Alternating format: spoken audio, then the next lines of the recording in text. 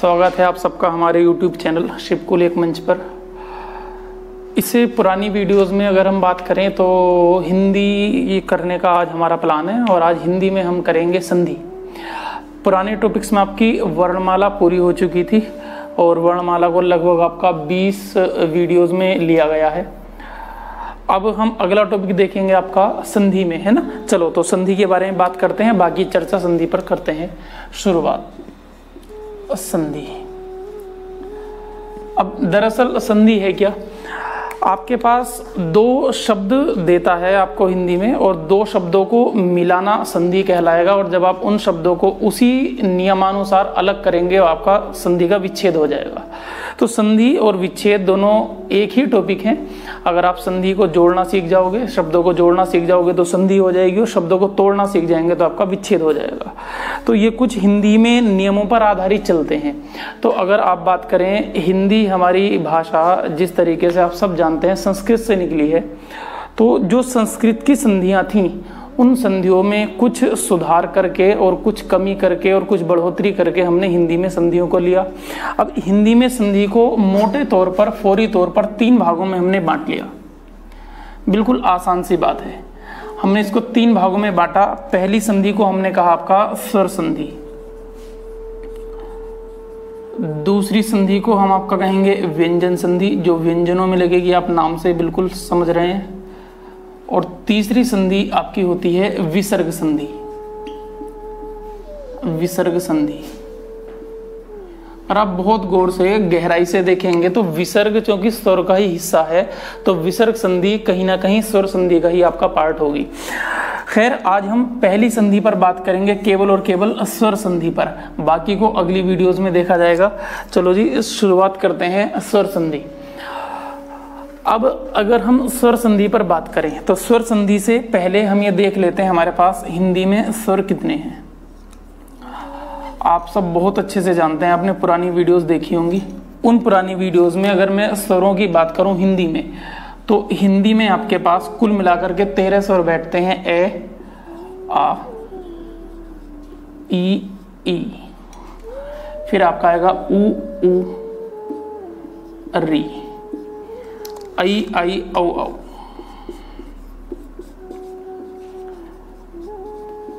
और इसके अलावा आपके पास 2 होते हैं अनुस्वार और विसर्ग। ये आपका अनुस्वार हुआ और ये आपका विसर्ग हो गया। अब देखो यहाँ डिफरेंस क्या है। डिफरेंस ये है, जिसकी हम विसर्ग संधि की बात कर रहे थे, विसर्ग दरअसल हमारे स्वरों का हिस्सा माना जाता है। इसी वजह से मैंने कहा आपको जो स्वर संधि, जो विसर्ग संधि है वो स्वर संधि का कहीं ना कहीं हिस्सा है।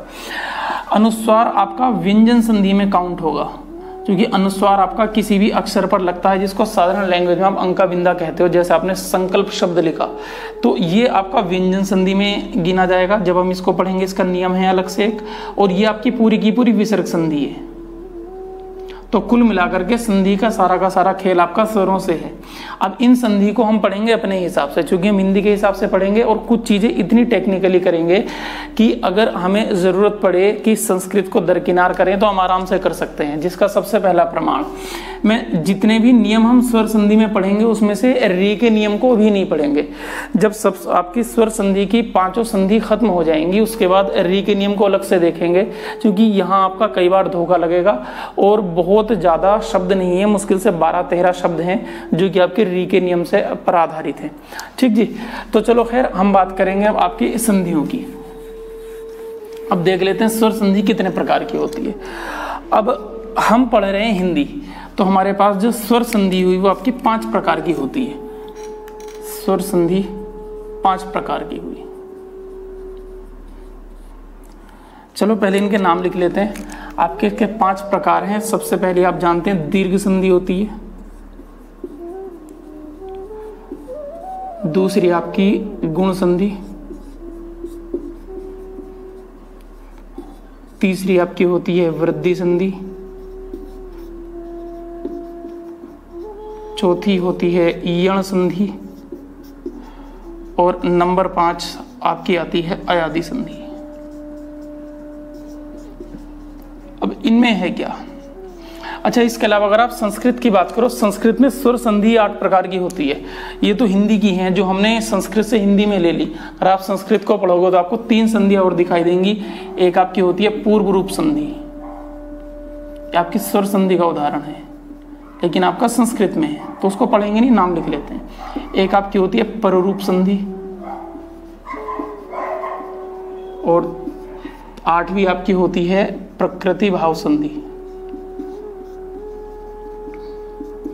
तो इस वजह से जब आपको कभी हिंदी पढ़ते समय 1 या 2 शब्द ऐसा दिखाई देगा जो स्वर संधि के आप किसी भी नियम में किसी भी किताब में नहीं पढ़ोगे, लेकिन उसमें फिर भी स्वर संधि होती है, तो वो दरअसल इन तीनों में से किसी का उदाहरण होता है। इसके बारे में एक अलग से वीडियो बना करके चर्चा करेंगे। जो 1 या 2 सवाल यहाँ से पूछे गए हैं उन पर कभी चर्चा करेंगे। खैर, मैं उसको खत्म करता हूँ। अब इन संधि को हम और 3 भागों में बांटेंगे पढ़ने के उद्देश्य से। सबसे पहला आपका पोर्शन है दीर्घ संधि, इसको हम बिल्कुल अलग से पढ़ेंगे। गुण और वृद्धि ये दोनों आपकी अलग से होंगी, क्योंकि गुण संधि और वृद्धि संधि दोनों एक दूसरे की कॉम्प्लीमेंट्री हैं, एक दूसरे की पूरक हैं। और यण संधि आपकी, इसके साथ आप पढ़ोगे अयादि संधि। खैर, इसको हम 3 हिस्सों में बांट करके पढ़ेंगे और आज का हमारा पहला टॉपिक होगा दीर्घ संधि। चलो जी, शुरुआत करते हैं दीर्घ संधि के बारे में।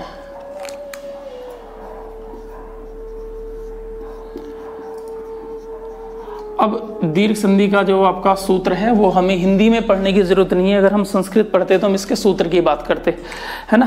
तो खैर, अब हम केवल और केवल बात करेंगे दीर्घ संधि की। दीर्घ संधि के नियम कहाँ लगेंगे, कैसे लगेंगे। इससे पहले आपको पता है हमारे पास जो जो स्वर होते हैं, एक बार और लिख देता हूं मैं।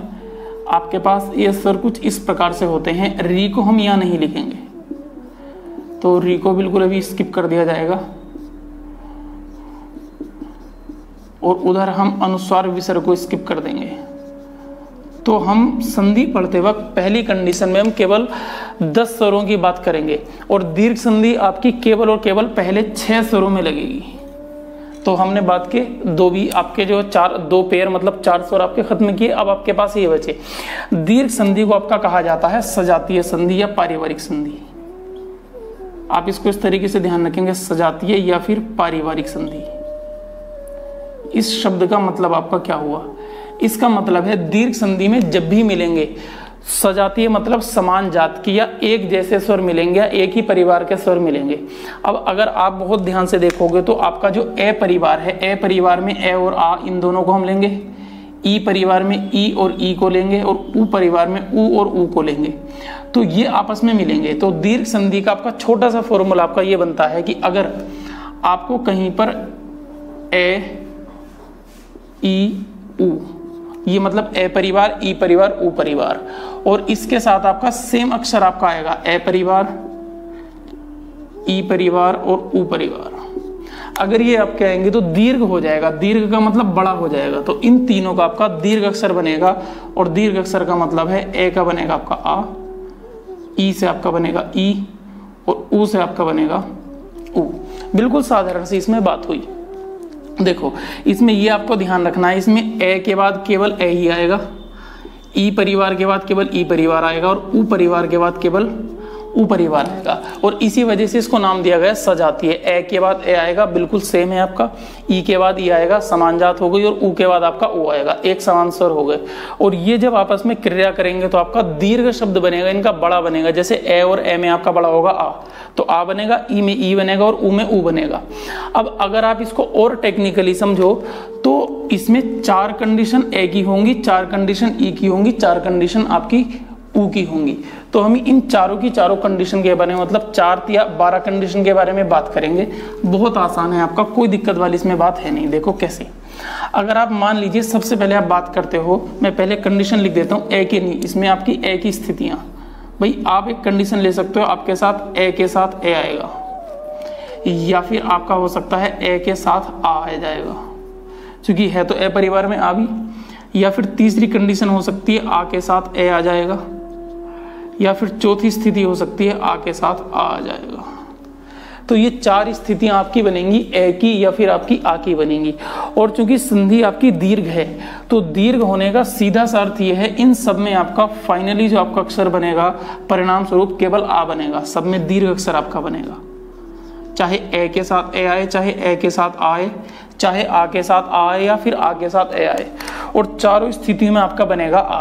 अब देखो इसके उदाहरण देख लेते हैं, एक एक दो दो, और इसके अलावा और भी उदाहरण देखेंगे। मान लीजिए उदाहरण के तौर पर आपने शब्द ऐसे लिखा, परम प्लस अर्थ। अब आपने जब शब्दों के टुकड़े सीखे थे तो सीधी सी बात है, मैं में ए की आवाज है तो यहाँ पर आपका ए आएगा और यहाँ पर ए आएगा, तो ए और ए मिलेंगे और आपका बनेगा आ।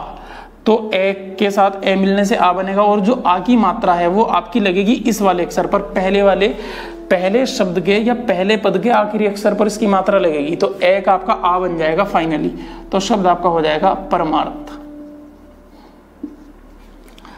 आप ऐसी इसको आप जो है मान लीजिए, आपको दूसरा नियम देखो, दूसरा उदाहरण देखो।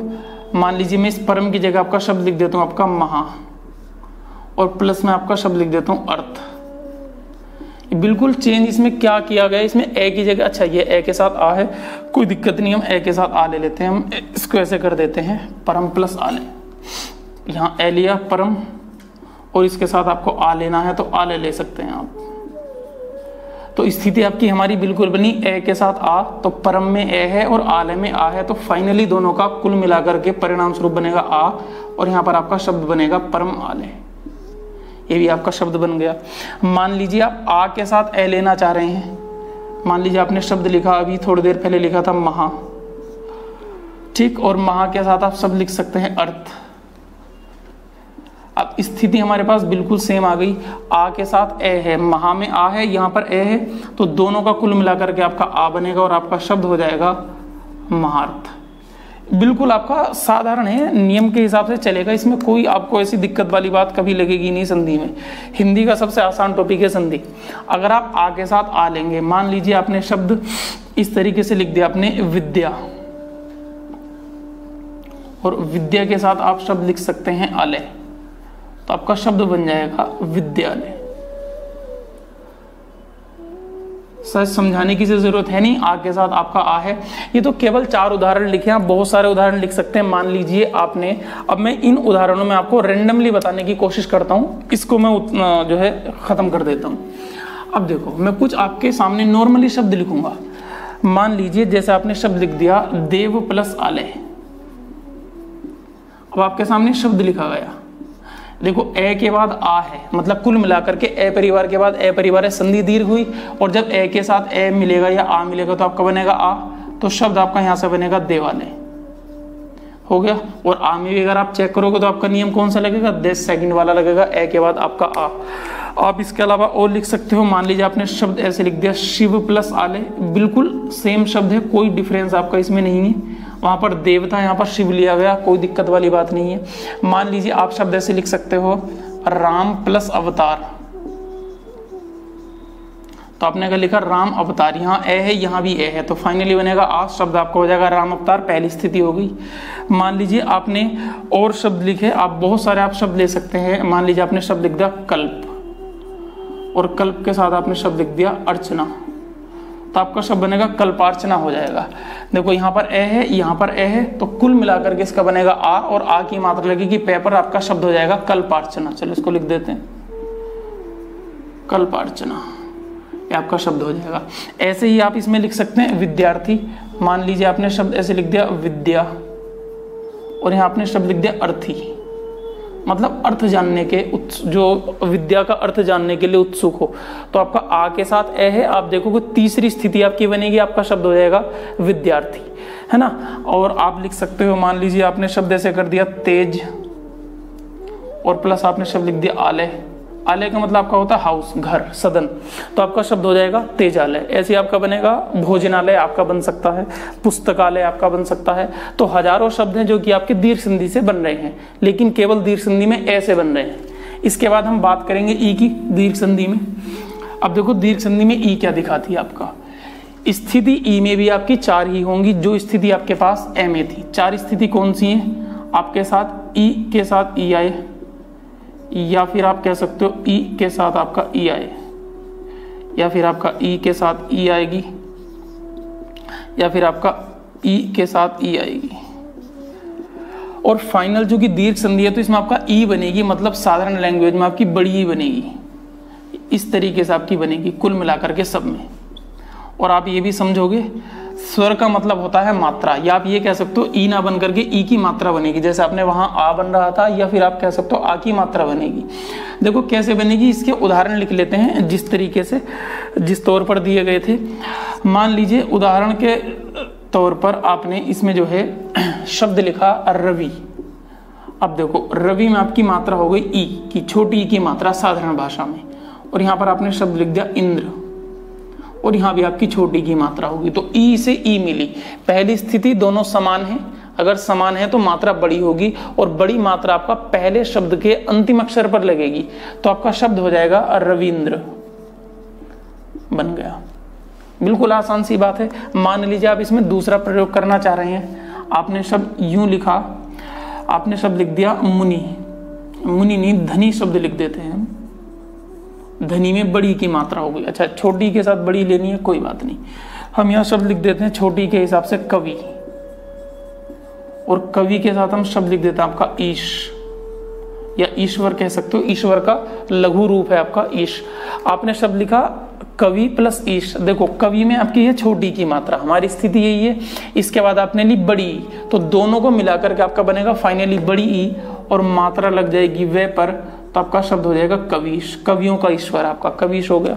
अच्छा, और मान लीजिए आप देखना चाहें तो आपने शब्द लिख दिया धनी, धनी में बड़ी ई आपकी हो गई या ई हो गई, और इसके साथ आप शब्द लिखना चाहते हो ईश, ईश नहीं इंद्र, छोटी है इंद्र, तो आपका शब्द हो जाएगा धनीन्द्र। और जब आप धनीन्द्र लिखेंगे तो बिल्कुल साधारण सी आपकी बात हो गई कि आपका जो शब्द है आपका दीर्घ संधि में आपका आएगा, क्योंकि यहाँ पर भी ई है, यहाँ पर भी ई है, ये फर्क नहीं पड़ता पहले बड़ी ई है पहले छोटी ई है। ठीक, इसके अलावा और आप चौथे उदाहरण की बात करें, मान लीजिए मैंने आपके सामने शब्द लिख दिया रजनी, रजनी कहते हैं रात को, और यहाँ पर आपका शब्द लिख देते हैं ईश। तो कंडीशन हमारे पास स्थिति वही लौट करके आई है, यहाँ पर बड़ी ई के साथ बड़ी ई, मतलब ई के साथ ई है, तो फाइनल आपका बनेगा ई, और शब्द आपका हो जाएगा रजनीश। तो लो जी, ये हमारा होगा ई के नियम। देखो संधि हमारी दीर्घ चल रही है, 4 कंडीशन हम पढ़ करके आए थे ए में, 4 कंडीशन ई में है, और वही 4 कंडीशन आपकी ऊ में भी होंगी। तो साधारण सी बात है, मान लीजिए इसमें और रेंडमली शब्द लिखते हैं जैसे हमने पहले लिखे थे। अच्छा, आपके सामने साधारण सा आपका शब्द दिया गया, अब मान लीजिए एक शब्द आपने कहा सती प्लस ईश। आप देखो यहाँ पर भी बड़ी ई है, यहाँ पर भी बड़ी ई है, कुल मिलाकर के नियम नंबर 4 लगेगा हमारा, और आपका बनेगा शब्द सतीश। बिल्कुल आसान सी बात हो गई। मान लीजिए आपने शब्द कहा मुनि, और मुनि के साथ आपने शब्द कहा इंद्र, या फिर आप इसी शब्द को थोड़ा सा चेंज कर सकते हो, आप मुनि के साथ ईश कहो, बहुत बड़ा फर्क नहीं पड़ेगा, बस अंतर है ई का, पहले बार छोटी है अगली बार बड़ी ई है। तो देखो यहाँ पर तो ई है दोनों बार, छोटी मतलब ई है, जब आप इसको मिलाओगे तो आपका शब्द बनेगा मुनीन्द्र, और यहाँ पर आपका शब्द बनेगा मुनीश, और दोनों में आपकी चूंकि संधि दीर्घ है तो मात्रा आपकी आएगी बड़ी, तो यहाँ पर आपका शब्द आ जाएगा मुनीन्द्र, और यहाँ आपका शब्द बनेगा मुनीश। ऐसे आपके बहुत सारे शब्द बन सकते हैं, आप चाहें तो कितने भी शब्द बना सकते हैं, कोई दिक्कत वाली आपकी बात नहीं है। मान लीजिए आप और शब्द से लिखना चाह रहे हैं, मान लीजिए आपने शब्द लिख दिया कपि, कपि कहते हैं वानर को या बंदर को, और आप यहाँ शब्द लिख सकते हो ईश, तो आपका शब्द हो जाएगा कपीश। ठीक, अब ये कपि का मतलब बंदर या वानर, और ईश का मतलब देवता या भगवान, तो बंदरों के भगवान हनुमान जी, तो ये जो है हनुमान जी का पर्यायवाची भी हो जाएगा। तो इस तरीके से आप कई बार पर्यायवाची भी निकाल सकते हैं, आप शब्दों को तोड़ना भी सीख सकते हैं और शब्दों को जोड़ना भी। तो कुल मिलाकर की स्थिति ये है, अगर आप संधि को जोड़ना सीख जाओगे तो आप संधि का विच्छेद करना है, उसको तोड़ना बहुत आसानी से सीख सकते हो, बहुत प्यारी सी बात है। ठीक जी। अच्छा, इसके अलावा हम कुछ कंडीशन या कुछ हमारे नियम ऊ के रहे, ऊ के बारे में भी बात करते हैं। चलो जी, देखो हमारा ऊ आएगा, इसको हटा देता हूँ, है ना। चलो ऊ के बारे में बात कर लेते हैं भैया। 4 कंडीशन ई की थी, 4 कंडीशन ए की थी, 4 कंडीशन ऊ की होंगी। मान लीजिए आप ऊ के साथ ऊ लिखो, या साधारण लैंग्वेज में आप कह सकते हो सर छोटा ऊ है ना, या आप इस ऊ के साथ ऊ लिखो, या फिर आप ऊ के साथ ऊ लिखो, या ऊ के साथ ऊ लिखो। तो यहां पर भी आपके पास यही स्थितियां आ जाएंगी। तो जो कि आपकी संधि दीर्घ है, या यूं कहो समान स्वर हैं, तो कुल मिलाकर के आपका बनेगा फाइनली बड़ा अक्षर, या बड़ा ऊ आपका बनेगा, बड़े ऊ की मात्रा यहाँ पर आपकी लगेगी। चलो जी देख लेते हैं कैसे लगेगी, 4 उदाहरण इसके भी देख लेते हैं। मान लीजिए आपने शब्द लिखा भानु और इसके साथ आपने शब्द लिख दिया उदय। तो देखो यहाँ पर भानु में मात्रा छोटे ऊ की, उदय में भी ऑलरेडी छोटा ऊ है, तो आपका शब्द हो जाएगा भानुदय। सूर्योदय को भानुदय भी कह सकते हैं आप, कोई दिक्कत वाली बात नहीं है। अच्छा और देख लीजिएगा, मान लीजिए मैंने आपका यहाँ पर शब्द लिख दिया आपका भानु और यहाँ पर उदय की जगह आपके सामने शब्द लिख दिया गया ऊर्जा। देखो कंडीशन क्या होगी, यहाँ पर छोटा ऊ की जगह बड़ा ऊ आ गया, तो शब्द आपका बनेगा भानु ऊर्जा और न पर मात्रा आपकी आएगी बड़े ऊ की। बिल्कुल आसान सी बात है, कोई दिक्कत नहीं है। ऐसे ही आप छोटे ऊ बड़े ऊ के बाद छोटा ऊ ले सकते हैं। चलिए जी आपकी खुशी के लिए ले लिया जाए, मान लीजिए आपने शब्द लिख दिया भू, भू का मतलब भूमि, ठीक जी, और भू के साथ आपका शब्द लिख दिया जाएगा उष्मा। अब उष्मा हीट छोटा ऊ आएगा तो आपका शब्द बनेगा भूष्मा। देखो ये वाला आपका ऊ आ गया और मात्रा आपकी ऊपर लग गई। और अगर मैं आपका इसी को थोड़ा सा और परिवर्तित कर दूं और आपका शब्द यूं कर देता हूं आपका भू, तो यूं ही रहा और ऊष्मा की जगह शब्द लिखा ऊर्जा, क्योंकि ऊर्जा में बड़ा ऊ है तो बड़े ऊ के साथ बड़ा ऊ, तो फाइनली बड़ा ऊ और आपका शब्द बनेगा भूर्जा। ठीक है जी, तो ये आपके इस तरीके से शब्द हो गए। अच्छा इसके अलावा आप इसके भी रैंडमली कुछ उदाहरण ले सकते हैं। देखो कैसे लिख सकते हैं, आप इसको उतार लीजिए आराम से, कोई दिक्कत नहीं है। आप इसके और भी उदाहरण ले सकते हैं भैया। कैसे ले सकते हैं, बहुत आसान सी बात है। उदाहरण आप यूं ले सकते हैं, मान लीजिए आपने शब्द ऐसे लिख दिया लघु प्लस उर्मी, है ना। तो देखो लघु में छोटा ऊ, उर्मी में भी छोटा ऊ, तो कुल मिलाकर आपका शब्द बनेगा लघु उर्मी। बनेगा कि नहीं बनेगा? आप लघु प्लस ऊर्जा करोगे आपका लघु ऊर्जा शब्द बन जाएगा आपका।